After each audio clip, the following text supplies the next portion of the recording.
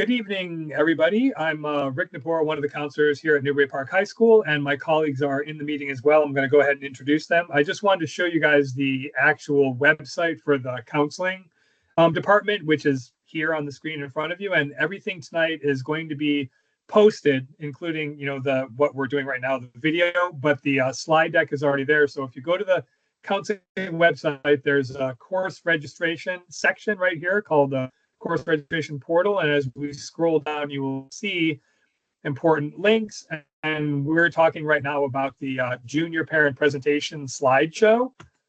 So I'll go ahead and click that, and that's exactly what we're doing right this second. So without further ado, the counseling team is myself, whom I already mentioned, Miss Choi, who is A through DAV, Miss Coleman, DAW through ING, Miss Nedwick, INO through MOT, Miss Cortez, MOY through SCA plus our EL students.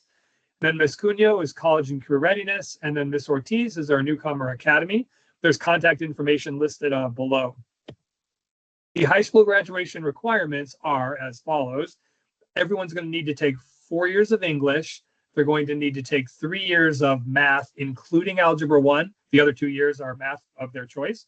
Science is the 2 years and the 20 credits. Social science is 3 years or 30 credits. PE is 20 credits prior to graduating. So if a kid didn't knock it all out in the first 2 years, they still have a little bit of a runway left. Health, the majority of our kids have already taken that in freshman year. And then there's a point of confusion. A lot of parents and kids think they need to take a world language, so it's either a visual performing art for a year, or a world language, or a career technical education course, also known as CTE, which would include things like foods or woodworking and so forth. And then the rest are electives for a total of 75 credits. And it's 230 credits total. And by the way, if you guys do have questions, if you'd be so kind as to hold them until the end, I'll probably answer the majority of them throughout the slide deck. But any questions you have at the end, I'm happy to answer. And then it's different for graduating as it is to be eligible for colleges. And then we have what's called A through G requirements, which come to us from the University of California from back in the day when there was a secretary taking notes and they assigned a letter to each particular subject. That's where it came from. So letter A, for example, is history. Kids need 2 years to be minimally eligible with a C or higher. We make kids take 3, so that's covered. And then English, we make them take 4, and again, C or higher. The math is where it starts to differ. Instead of just algebra and any 2 years of math, it's algebra 1, geometry, algebra 2, and then they recommend a 4th year of math. The lab science we make kids take, they require 2, they recommend 3. And then language other than English, even though we at Newbury Park don't require it to graduate, most colleges in North America require at least 2 years of the same language. And note that if your student took a language other than English starting in middle school and or a math starting in middle school, algebra 1 and above, those count toward these subject areas. So if a kid took Spanish 1 in 8th grade and Spanish 2 in 9th grade, they've finished. If a kid took algebra 1 in 7th, geometry in 8th, and now they're in algebra 2 in 9th, that would be their 3rd year. The next thing a college will require is a visual performing art, at least 1 year of the same. Whoops, I went myself. Sorry about that. Clicking back. There we go. Was that visual performing art? Yes, visual performing art, which would be guitar or acting or that sort of thing. And then finally, they need an elective, a G area elective, which would be 1 year additionally of any of the above aforementioned courses. Like if a kid takes an extra year of math beyond the 3, that becomes a G elective. Same with a lab science, which is why we recommend at least the recommendations that the colleges have given us. And again, that's a C or higher required as a minimum. And of course, the higher the grade, the more likelihood of being admitted to a college that's more competitive. You'll see in front of you CCGI. It's another name for californiacolleges.edu. If you go to the website, this is a picture of the website where we landed initially, and it's under counseling, and it says californiacolleges.edu. And then as a parent or a student, you'll simply click the link right here, and it takes you to an instructional place that looks like the following. Once the kids or parents land, They have a couple of options they can do from within the program. The first is My Plan, which includes an academic planner. So a lot of kids and parents want to have a 4-year planner, and they can build one from here. So it basically lists not only the GPA that the student has from the high school, but also courses that they have taken or will be taking throughout high school. They also have a life planner if they don't know where their life is headed yet. They also have a My Career Planner, which is where they can take career assessments and learn about specific careers and what kind of growth there is for future hires and so forth, what kind of education level it would take. Also, they have a college planner where they can actually they can load colleges they're thinking of attending, and they can put them in a list so that when they are rising seniors, that it's all in one place. They can study different majors, and they can also view test scores if they have any test scores from SAT or ACT. They also have a goals section and so forth. The kids are particularly interested in the college plan because they can see their UC and their CSU GPA, which is fantastic because it's slightly different than the Newbury Park GPA. And most importantly, if they follow through with California colleges throughout their years, by the time they get to senior, if they choose to launch their application for the CSU system, there are 23 of them, or the UC system, there are 9 of them, all the data from their coursework gets pushed into the applications for them, which would ideally prevent any kind of mistake in entries.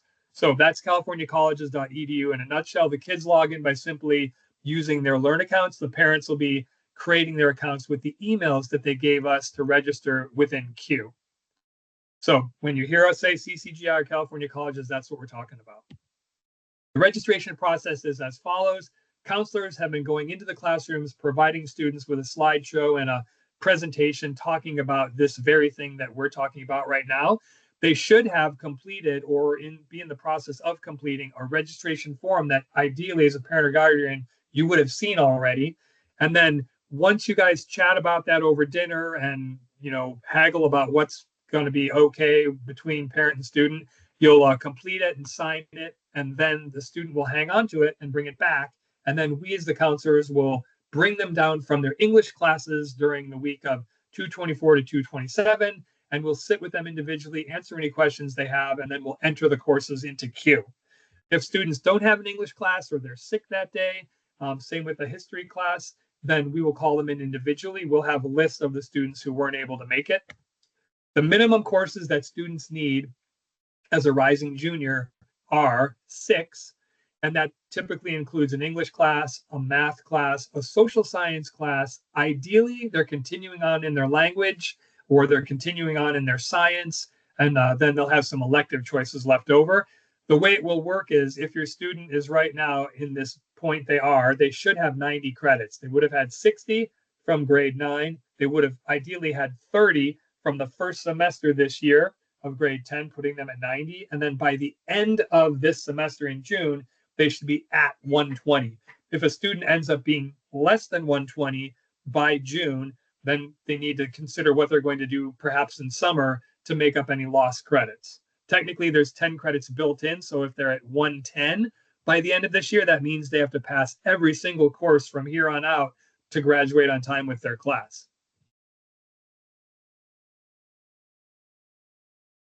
The registration form in and of itself looks like this. So if you haven't seen one yet, make sure you ask your student, where's your registration form? If the dog ate it or whatever, you can go back to the landing site on the counseling page. You can print out a new one. It even has PDF fields, so you can type it all in if you want it to be neat. We don't care as long as we can read it.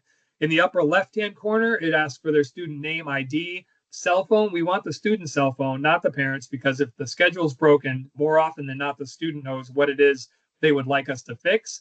Then next to that, the left, the home phone could be the parent information phone. Student email address, whichever email your student checks regularly, that'd be fantastic if it were their Learn account. But we are finding that some kids don't check their Learn accounts, which troubles us. And then parent email address, that'd be fantastic in case we need to get a hold of you as a parent. We do have instructions with a QR code that you could look at, and it would basically take you back to the counseling page with more in-depth instructions, but they're not needed if you just follow along on the form. What's super important about, we talk about course selection guidelines, one of which is we don't do teacher changes. If your student is an athlete, they always ask if they can have an easy course or an elective at the end of the day, which we can't honor. Basically, what happens is students pick the classes they want.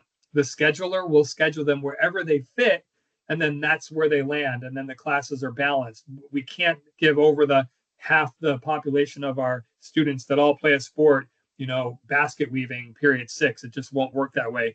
Sports are after school. So if a student is going to miss a course that they consider important, the teachers are well aware that that's how it works. As long as the students get in front of it, the teachers will allow them to make up the work. So we will allow schedule changes for things like making the schedule more amenable toward being admitted to a college. So if a kid tells us this year, I want basket weaving, but then summer they did a lot of thinking and maturing and growing, and then they come in right before school starts and they say, hey, can I dump basket weaving and take another year of language?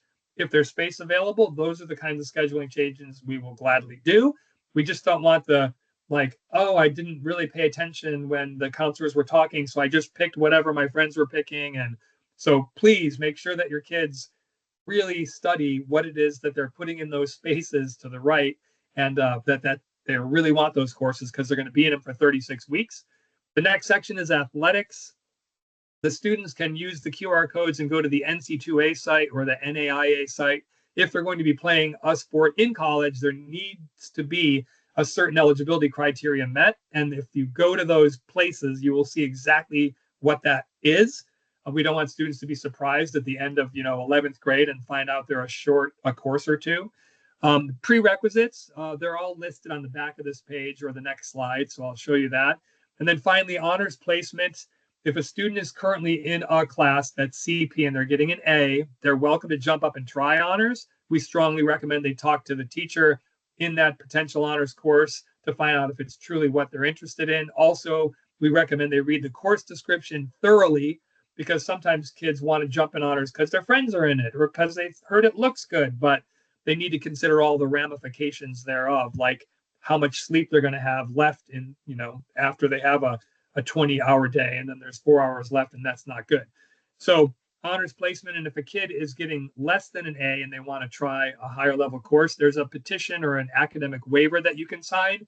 Just know that if you sign that, you're acknowledging that if the student goes down that road and it's 2-3 weeks into school and then it's too hard, they might not be able to level back down if there's no space available. So we highly recommend that students pick the things that they really want and feel like are manageable first, and then go with that. The right side of the registration form, as you see, has little rectangles in it. And essentially all we're asking the students to do is pick an English class. For a rising junior, it's one or the other. It's English 11 or it's IB English. And again, the students can look on the course registration form links, go to the course descriptions, read about them, and say, wow, that's me. Ideally, they would talk with their current English teacher, because a lot of kids think they might be ready for something and they're really not. So it's a great idea to confer with the teacher. And then if a student has an IEP, we'll make sure that the case manager provides the appropriate English class, whatever that might be. The next block will be math. The way that the student determines the math is based on the current math in which they are enrolled. And again, speaking with the teacher would be a fantastic way to figure that out. Social science, the kids that are rising juniors are going to take either US history or IB history of the Americas. Those are their two choices. And again, if a student has an IEP, then the case manager will tell us if there needs to be any adjustment to that. Then on to the fourth block. Usually if a student is college bound, this would be another year of science, or it would be another year of language. If it's going to be science and language, then spaces 4 and 5 will be science and language. And if it's a sequential course, like let's say they're in chemistry and they want to go into IB chemistry, then we're not going to need an alternate. But if it's an elective, let's say your student is all done with science, they're like, I'm not taking any more science.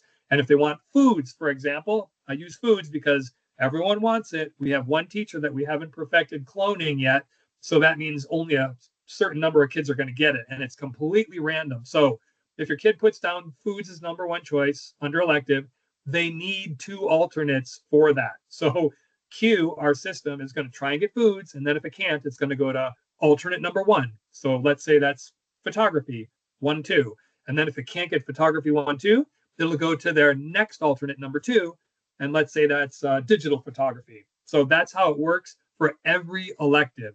So if your kids want to fill up 4, 5, and 6 with straight up electives, that's going to be 3 electives and then 2 alternates, different alternates for each elective. So that's the one thing that drives counselors a little nutty is when kids come to us after we pull them out of English and their forms are blank and they're like, I didn't know what elective to pick. And we're like, we don't know what elective to pick for you either. So go back out there in the lobby until you figure it out. So please encourage your kids to figure this out beforehand, and then they won't need to adjust later on. But again, ideally 4 and 5 would be like world language, and it would be another year of science, for example.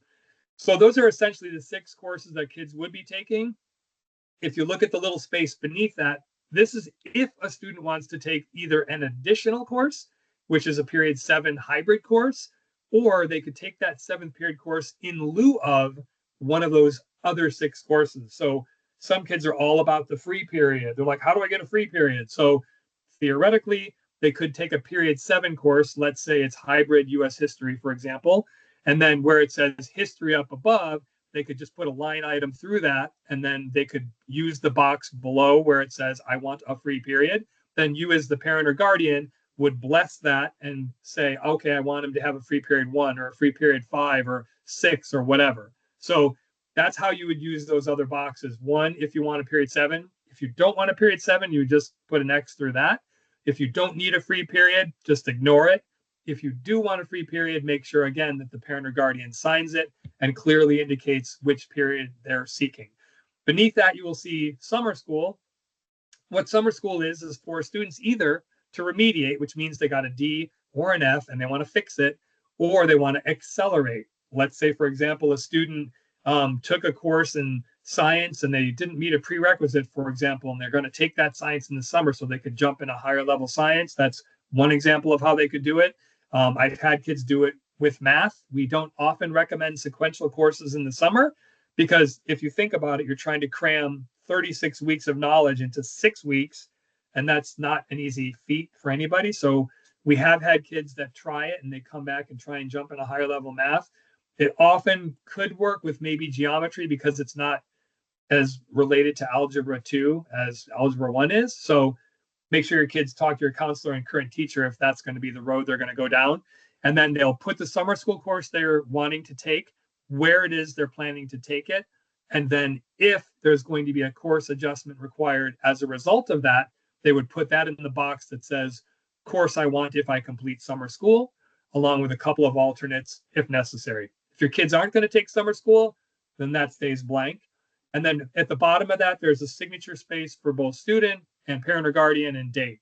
That's in case down the road, the parent says, how dare you put my kid in whatever class you put the kid in? And then we produce the form and we're like, you signed it. And sometimes they have the uncomfortable conversation when the parent says, you know, that's not my signature. So hopefully that's not the case. The back of the form on the left will have all the courses that are available for a rising junior to choose from. Some of them, it's important to note, like if they want a social science course, we have a new course that's called Contemporary World History Honors, for example. You won't find it under social science. You'll find it under social science electives. So that might be a little confusing, but we did that because we want kids to not mistakenly pick the Contemporary World Honors and think they can take that instead of their required course. So that's why it's broken down with required courses grouped together, and then electives are on their own. So they might have to do some combing through that because I had to micro font it. And then on the right side of that, you will see these 0 period courses, which they don't need to put on the reg form because those are all audition only or application only. And if a student is in one, or the teacher says they will allow them to be in that one, we will get a roster from the teacher and put kids in that when the teachers tell us it's okay to do so. Then beneath that is the period 7 classes, and those include all the classes that are going to be available as a hybrid. And on the right-hand side, it explains like when it meets. It's 1 or 2 times a week in person, for example, for ethnic studies. And then there's another one, forensic science meets on Tuesdays in person. So that's what those particular courses are for. And then beneath that, you will see yet another QR code. And this one is for the CEC, or Career Education Center. That's another cool place. There's one in Moore Park, there's one in Camarillo, and that's intended for kids who want to get a hands-on kind of experience like automotive or certified nurse assistant or drone flying or naval related kinds of things. So they're super cool opportunities. So if you use the QR code, it'll take you to the registration site with course descriptions. And the way they typically work for Newbury Park kids, if a kid wants one, it tends to give them a free fifth and sixth period. They jump on the bus at lunch and they get taken to the CEC Center. And then usually 2 to 3 times a week, they're at that particular place taking that particular class. So that's a fantastic opportunity for a lot of kids. It might be a non-traditional student who doesn't want to go to college right away or wants to get a head start on working straight away. The seventh period class options, as indicated on that registration form, are the English classes, geometry, comp program, and forensic science, and so forth. You can read through all of those. And then you need to know that if it's a period 7 and if your kid's trying to arm wrestle you and say, I really want that period 7 so I can have that free period, you need to ask yourself, number one, is your student motivated, like self-motivated? Does the student follow through? Does the student self-advocate? Those are all hugely important because I've had kids that their eyes were bigger than their stomach, like shopping at Safeway at, when you're hungry and you buy insane stuff. It's the same way. If a kid thinks that a 7th period sounds great, and then 3 weeks into it, I get an email from the teacher that says, Johnny hasn't shown up yet for any of the hybrid meetings. That's not a good sign, especially when you're an upperclassman and you're banking on graduation. So if your student meets the criteria for, that motivation and so forth, then 7th period might be a good opportunity. The new courses we have, are AP Cybersecurity, which can count as a math. It's not A through G approved at the moment, but we're putting in for it. Biotechnology is a class we've had in the past, but we're bringing it back. Commercial music is new. Commercial dance. So if students have already had intermediate dance, they could jump into like commercial dance. And then virtual enterprise. That is another course that's after entrepreneurship. We have anthropology and comparative religions, which we are bringing back. We've had that in the past. And then contemporary world issue honors, which, as I mentioned earlier. And then that's about what's happening in the world today. And with all the things that are happening in the world today, I would think a lot of kids would be all into that. And then Spanish for Spanish speakers and sports officiating, which will get kids PE credit. And it's not quite what we would think of as traditional PE.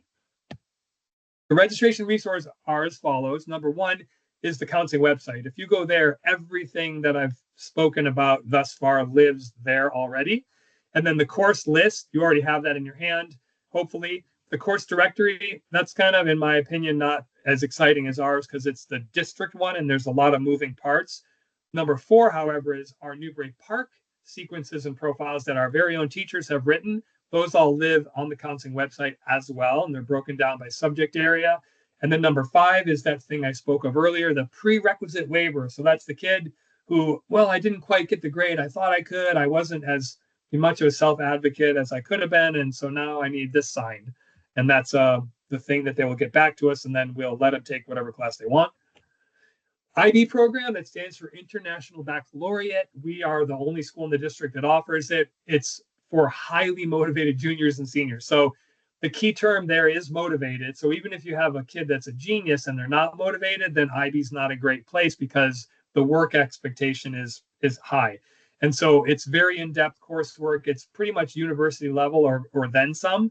And then if a student wants to take the IB courses in all the required disciplines, they could consider going what's called full IB, and they could get an IB diploma, which is very specific.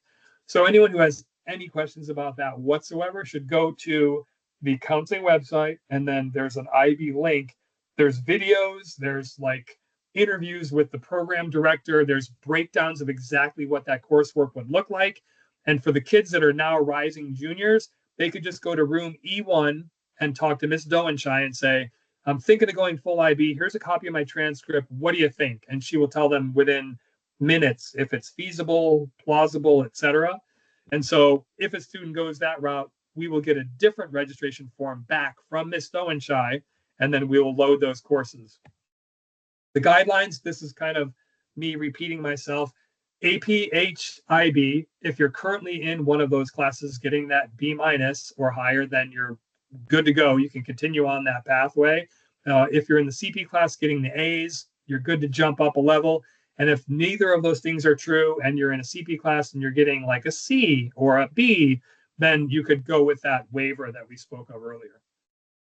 And then if a student is going to take something off campus, we ask that there is a link on the counseling website. We ask that they click the link, and there's a survey that's in Google Docs that helps us compile information and data to kind of see, what our students are thinking, where they're wanting to go, and what kind of trends or patterns they're having.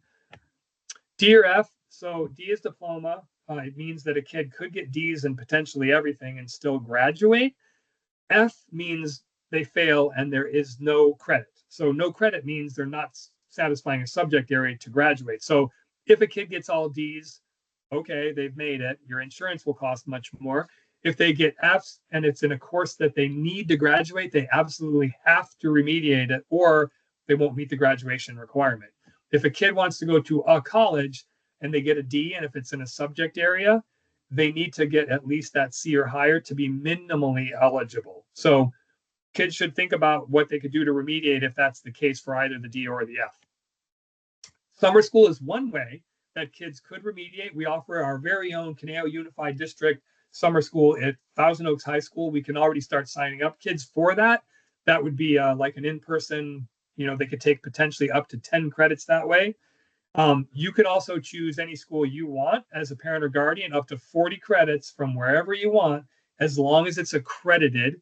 And the important thing to note that it's your responsibility to figure out if it's accredited. We get countless emails and phone calls with parents like, how about this place in like Iowa? Is it accredited? Like, we have no idea. So you need to make sure you ask them like what their accreditation is through and so forth, because you don't want to spend time and money and have a transcript that's worthless when it's sent to Newbury Park High School because it was an unaccredited school. Community college is another fantastic way to either accelerate or remediate. And again, responsibilities on parent or guardian to figure out whatever it is that you're choosing is suitable for meeting grad requirements. Summer school opportunities as a kind of a one pager. There's a link on the counseling website that lists lots of programs kids have taken these courses from the past, including Apex, BYU. The ones that have an asterisk next to them are fee-based. We have no control over that. The ones without an asterisk in the summer are public high schools that kids can take for free. You just can't enroll a student in two public high schools at the same time. So that's why a lot of kids are like, well, why can't I jump into a course now?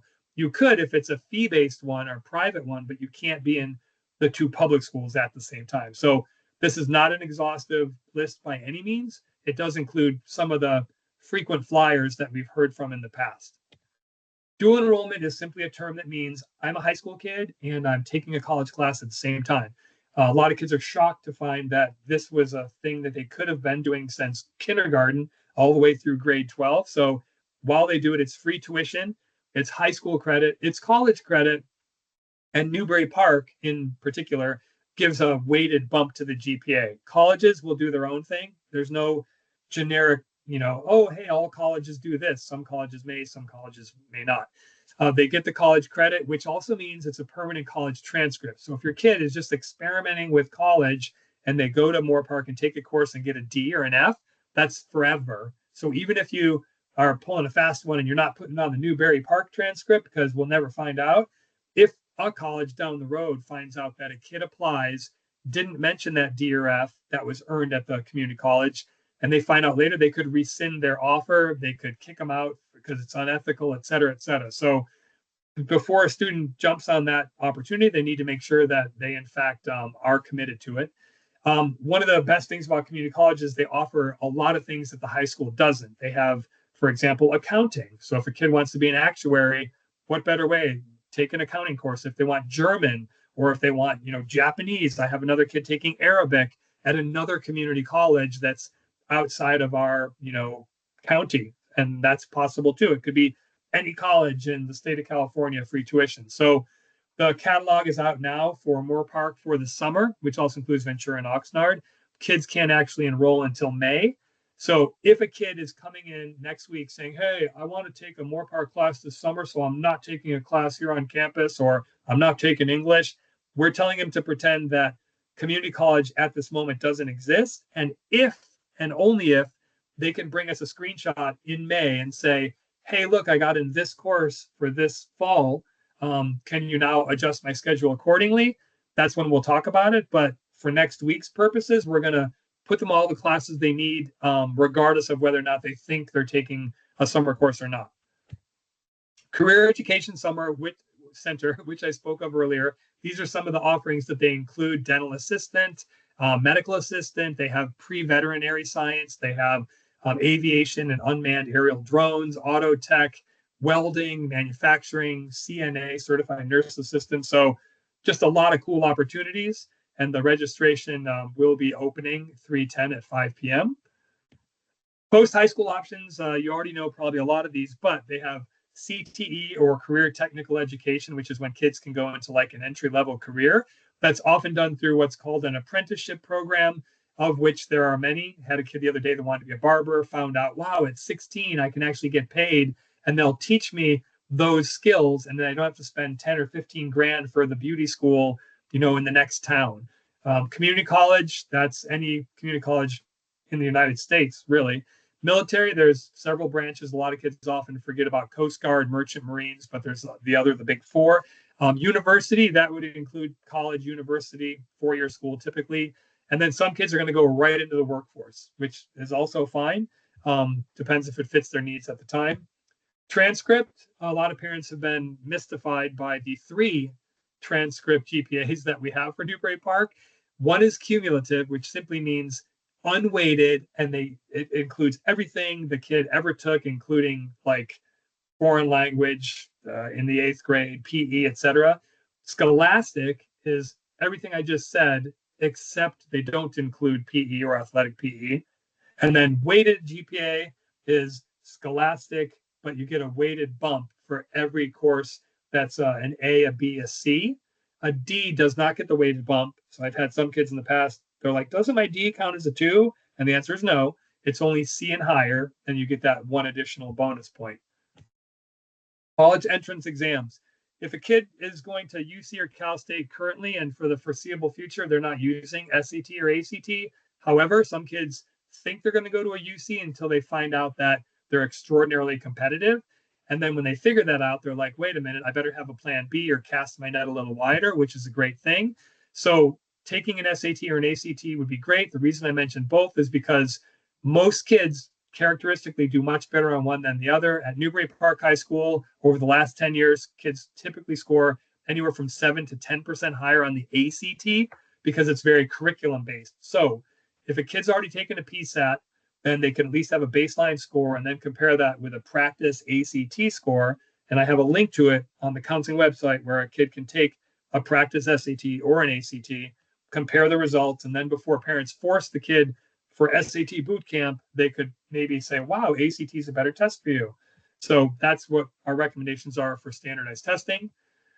College and career research. So we already showed you a little bit about californiacolleges.edu. There's another one that's fantastic that's called College Vine, which is free. And I have a couple videos on the counseling website under the Applying to College that kind of shows kids how to walk through it.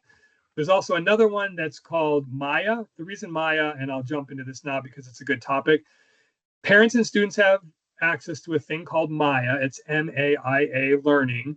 And then the students would simply log in using what's called SSO or single sign-on with their Learn account. Parents would use their email account, the one they use to sign up in Q. And the reason it's good is because let's say you have a student that has a 3.2 and they're saying they want to go to UCSB. You would type in the school and then you would click on the school. And then you would pick admissions. And then you could see an overview of like who applied, how many were there, etc. And then when you scroll down to this section where it says WGPA, that's weighted GPA. And if you click on it and scroll, they'll show you a what's called a scattergram of kids from Newbury Park over the last 10 years who applied and who were accepted and who were denied. So these red dots are kids that were denied. The green dots were kids who were accepted. And then the axis of the X and Y, the point at which they converge, is the average GPA, which is around a 4.64 with a 1440.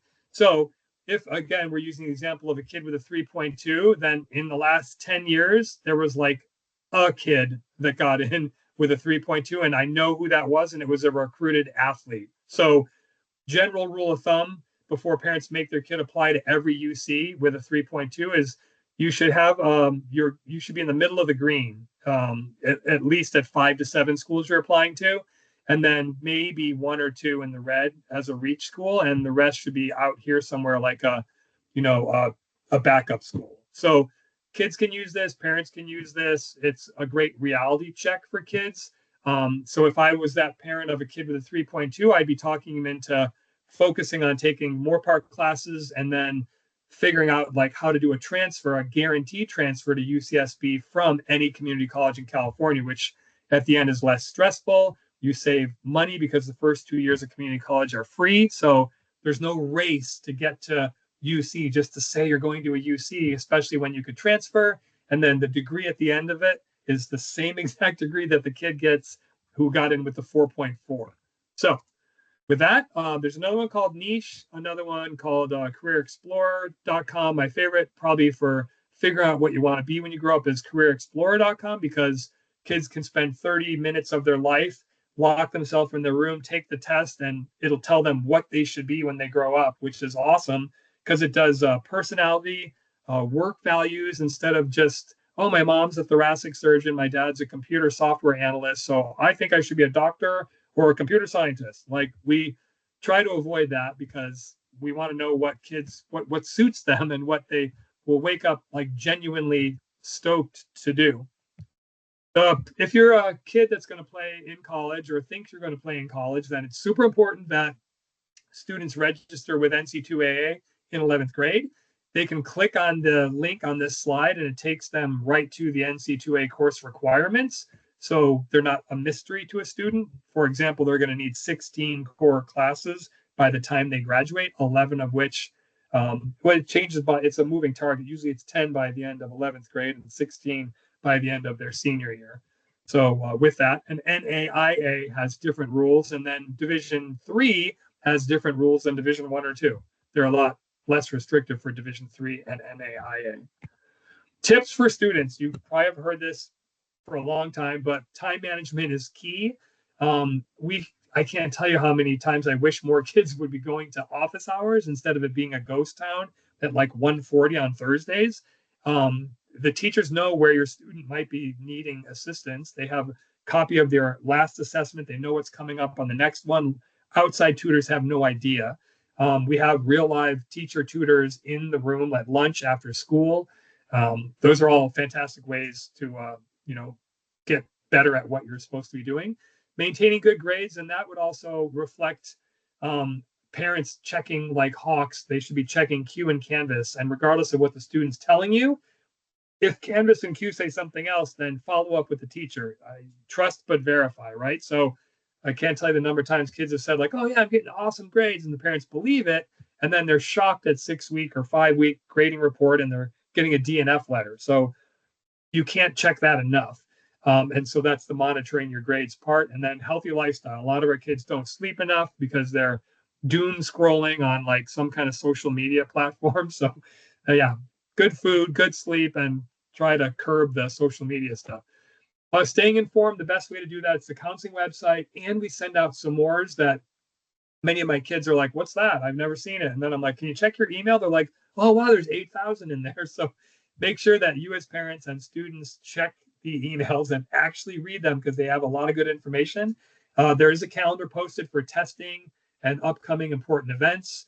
And the counseling website, of course, has the links to like everything I've discussed so far. And even if kids want to work backwards and look at what they're supposed to be doing for senior year, like applying to colleges, they can kind of see what that's going to be like. And then, of course, there's the main Newbury Park website.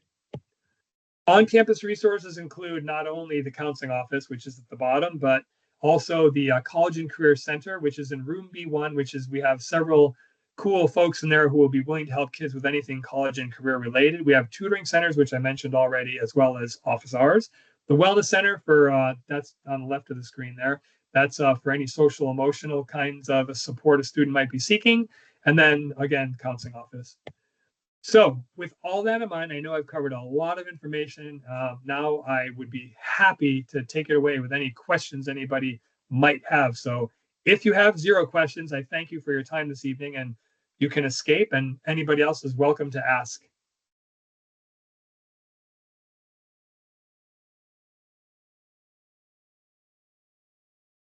What do we got, folks? Any questions?